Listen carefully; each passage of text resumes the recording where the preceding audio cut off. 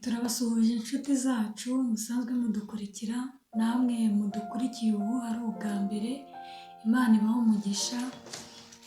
Twifuje nka famiye yacu kuzatubasangiza ijambo ry'Imana riba riri kudufasha.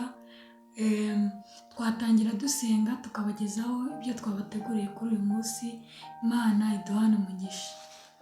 Mana yacu turagushimiye, turaguhimbaje, tugushimiye kuri Imana ishobora byose, tugushimiye kuduha aka kanya uhabwa icyubahiro. Rero turakwinjiza ngo twereze mwami Imana kuganira ijambo ryawe, kandi Mwuka Wera ari hagati muri twebwe. Icyo yagambiriye kudukoresha agikore, abadukurikiye nabo mwami mu izina rya Yesu Kristo, Umwuka w'Imana bagenderere, kandi dusangire ibyanditswe byera, twungukire imbere yawe mu izina rya Yesu Kristo mwami wacu. Amen. Imana ishimwe cyane ko tubonye aka kanya. Nk'uko Sheri yatangiye abivuga, twagize igitekerezo cy'uko twazajya dusangira ijambo ry'Imana ridufasha. Nyuma y'uko tubonye hari biba bidufasha nk'umuryango wacu, twagize igitekerezo nyine cy'uko twajya tubasangiza nk'inshuti zacu badukurikira, cyangwa se n'abandi badukurikiye ubu ngubu batari basanzwe badukurikira. Birumvikana hari ntabwo abantu bahora baza ari bashyashya. Twagize igitekerezo cyo kubasangiza uburyo bwo gusengana mu rugo. Gusengana mu rugo ushobora kuba mubana mu rugo ari muri ghetto, mubana muri abakobwa cyangwa se muri abasore, cyangwa se mukaba mubana muri umuryango, ari umugore n'umugabo n'abana, cyangwa se muri abana wenda mwibana, nabyo birashoboka. Mukaba muri abakristo mwemera Imana.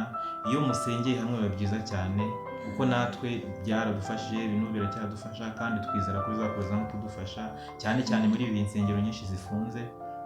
Niyo mpamvu twabasutse rero tureka tubasangize ibidufasha n'iki gitekerezo. ku batabikoraga babikore, ku babikoraga bongeremo agatege. Ni ibintu byiza cyane. Rero twibutse ko tudafite gahunda yo gukora cyangwa se gufata umwanya munini. Reka dutangire. Twatangiye n'isengesho. Twifuje ko twanaririmba indirimbo ya 409 mu ndirimbo zo gushimisha Imana, birumvikana. Rero twafatanya kuramya Imana mu iyo ndirimbo.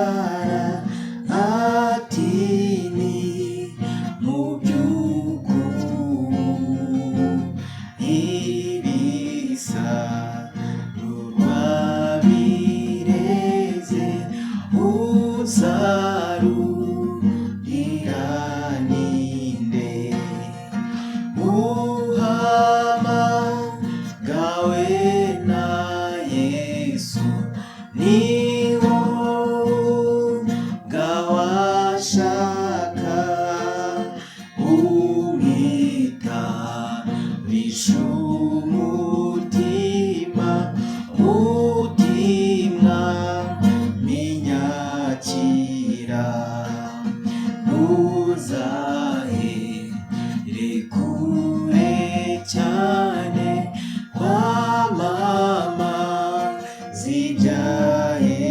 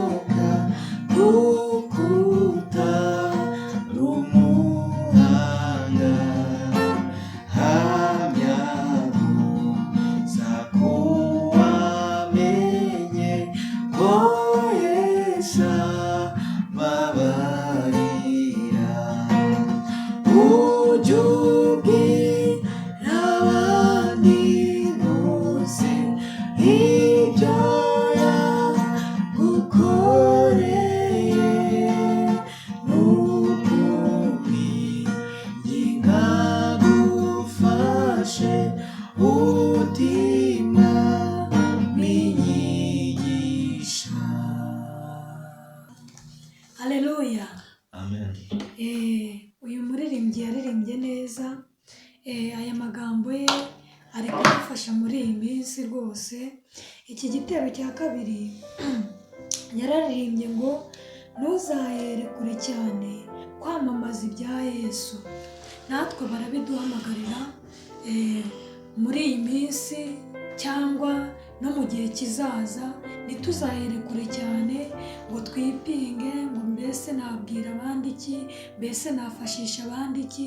Kuba waramenye Yesu Kristo ukamwakira mu mutima wawe, ntuzahere kure cyane.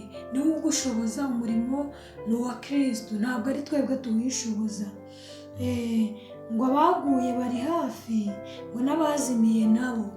Niba waramenye Yesu Kristo, jya uharanira kwera imbuto ku buryo abakubona bazajya bagusaruraho imbuto. Imana idufashe itugirire neza. Nitubura intege tumusange. Niba ufite ubwoba bwo guhamya kandi warakijijwe, umusange umubwire ati mwami, nta mbaraga mfite, nta ntege mfite mu rugendo, fasha ubu. Kuba wamwemerera byonyine akinjira mu mutima wawe, akaza yagufasha, hari ibyo yahindura mu buzima bwawe. Imana igomeze kutugirira neza, kandi buri muntu wese aharanire gufashwa ku giti cye, cyangwa aharanire kumva ibya Yesu, abyumve, abibanze bimufashe, abone kubifashisha abandi. Imana idufashe itugirire neza. Na Sheri akagira icyo yongeraho akatubwira ibiri kumufasha, nawe tugakomeza tugafashwa turi imbere y'Imana.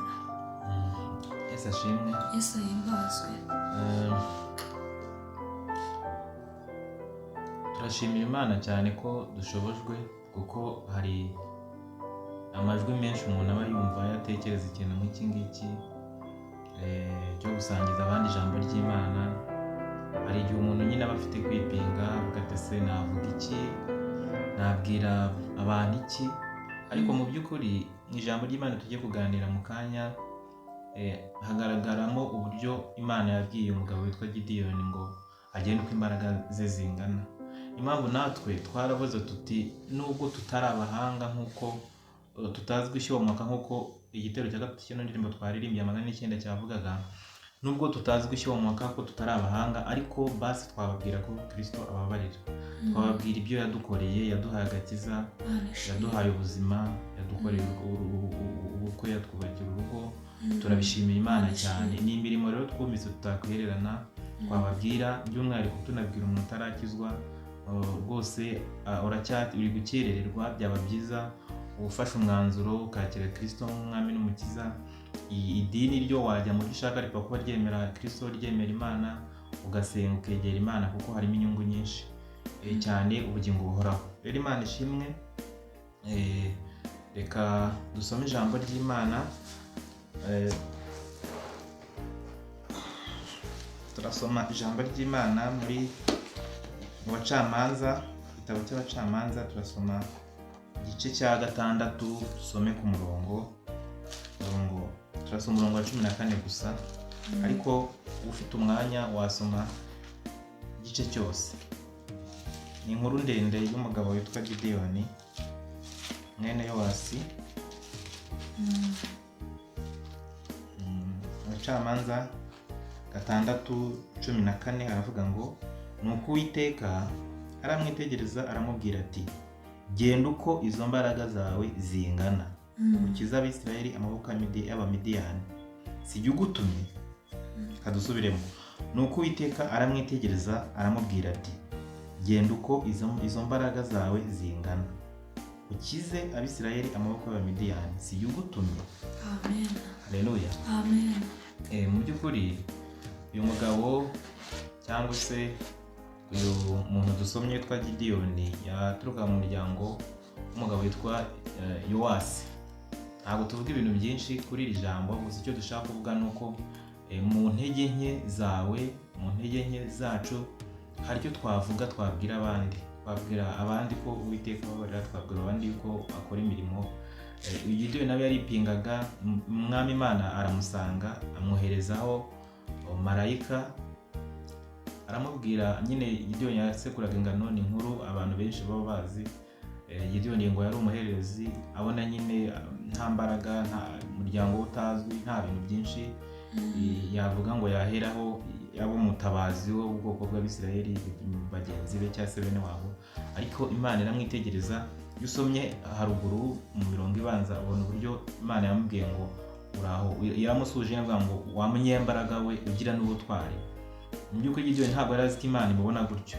Rero natwe tuba tutazi ko Imana itubona mu imbaraga, kandi ni na byiza ko tutumva ko hari ibyo dushoboye, ubundi kumva nanone ko ibyo wakora ufite ari imbaraga zawe cyangwa se ushoboye ibintu cyane, buriya nabyo ku rundi ruhande si byiza, kuko Imana iba ikeneye umuntu wumva ko ntacyo ashoboye ariko Imana ije yashobora. Kuko iyo wumva ko hari icyo ushoboye, icyo gihe niyo Imana ikoze ubyitirira imbaraga zawe. Rero ntabwo tugiye gutinda, tugana ku musozo. Twagize igitekerezo nyuma y'uko twajyaga tubasangiza indirimbo, turavuga tuti ahari iyi gahunda tugira yadufashije yo gusengana mu rugo n'abandi bantu babana, wenda basengaga bagiye ku rusengero, bagiye mu byumba by'amasengesho, bagiye kuri kiliziya n'ahandi, tubasangije igitekerezo cyo kujya nabo baterana mu rugo, bagasenga, bakazamura isengesho, bakaganira ijambo ry'Imana, byabafasha nk'uko natwe bidufasha, kandi ni byiza pe, turabakundishije. Rero